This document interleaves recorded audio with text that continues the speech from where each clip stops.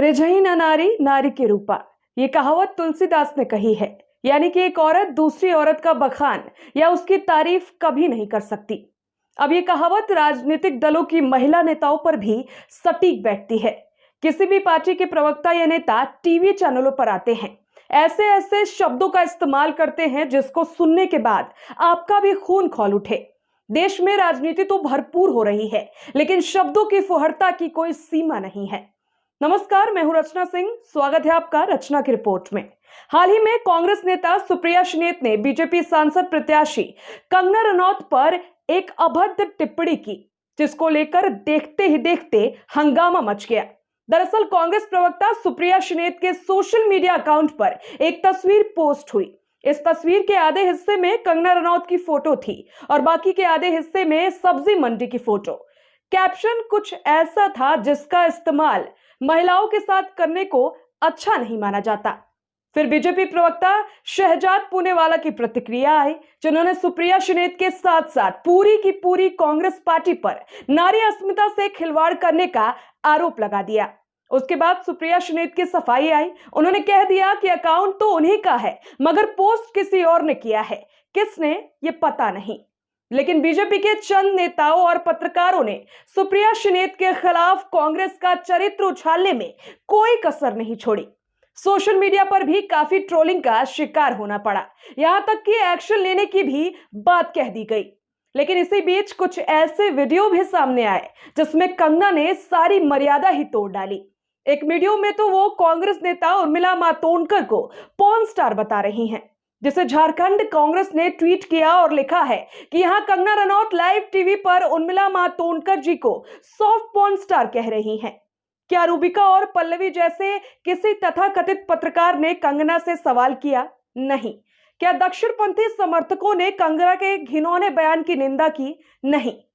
ये हो ही नहीं सकता। सुप्रिया श्रीनेत किसी भी महिला के लिए ओछी प्रगतिशील बात कहे या लिखे।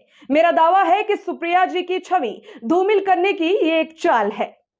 रिपोर्ट के मुताबिक 2020 में जब कंगना रनौत का पंगा खुलेआम उस वक्त महाराष्ट्र की सत्ता पर काबिज शिवसेना सरकार और तत्कालीन सीएम उद्धव ठाकरे से चल रहा था, तब उर्मिला मातोंडकर और कंगना रनौत ने एक दूसरे पर खुलकर बयानबाजी की थी। उन दिनों कंगना ने अपने कई इंटरव्यू और सोशल मीडिया पोस्ट में उर्मिला को न सिर्फ सॉफ्ट पॉर्न स्टार कहा था, बल्कि उनके एक्टिंग टैलेंट पर भी सवाल उठाए थे।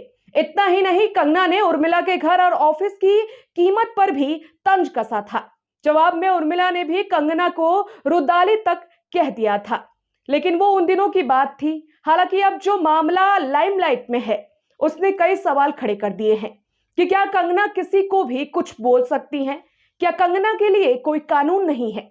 ऐसे बहुत सारे सवाल अब उठाए जा रहे हैं।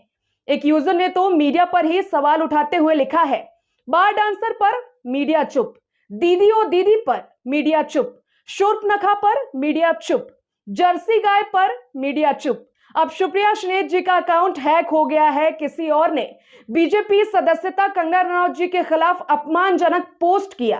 पूरा मीडिया गिरोह उनकी आलोचना करने लगा और तुरंत माफी की मांग करने लगा। गलत चीजों का हमेशा विरोध होना चाहिए, चाहे वो किसी भी पार्टी, जाति या धर्म का हो।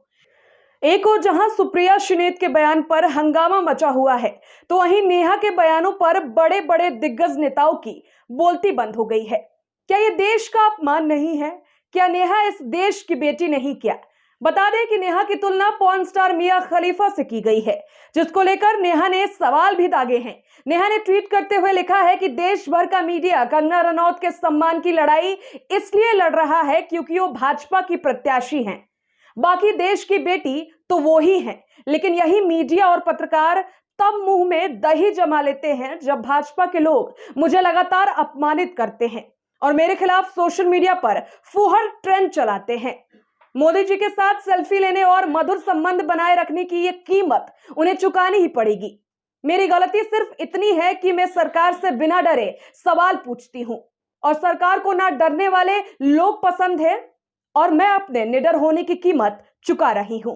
मेरे अपमान पर यह चुप्पी क्यों स्मृति ईरानी जी? ऐसे बेटी बचेगी? बोलिए ना मोदी जी, कुछ कहिए ना नड्डा जी। बेटी के सम्मान की बात है। अमित शाह जी, कब तक चुप रहोगे? आप लोग सिर्फ शक्ति स्वरूपा और नारी शक्ति पर भाषण ही देंगे क्या? दूसरे ट्वीट में कई सवाल नेहा राठौर ने पूछे हैं, जिसने लिखा है कि क्या राष्ट्रीय महिला आयोग सारी लड़ाई भाजपा की महिला प्रत्याशियों के लिए लड़ेगी? राष्ट्रीय महिला आयोग को पूरी पीड़ा कब दिखेगी? क्या मेरा अपमान देश की बेटी का अपमान नहीं है? क्या महिला आयोग के लिए पूर्वांचल की इस बेटी के अपमान का कोई मतलब नहीं है? मेरे नाम पर अपमानजनक ट्विटर ट्रेंड चलाकर मेरी सार्वजनिक बेइज्जती करने वालों को कब सजा मिलेगी? क्या आपने सम्मान की लड़ाई मुझे अकेले लड़नी पड़ेगी? एक लोकतांत्रिक देश में सरकार से सवाल पूछने की इतनी बड़ी सजा मुझे क्यों दी जा रही है? मुझे जवाब चाहिए। सवाल तो सारे जायज हैं, लेकिन अभी तक कोई जवाब किसी का नहीं मिला है, जिसके बाद सोशल मीडिया पर हंगामा कटा हुआ है।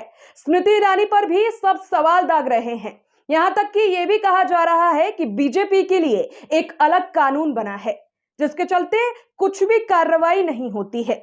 अब आगे क्या कुछ सामने निकल कर आता है, ये देखने वाली बात होगी। इस पर आपकी क्या राय है, हमें कमेंट बॉक्स में जरूर बताएं। वीडियो को लाइक और शेयर जरूर करें।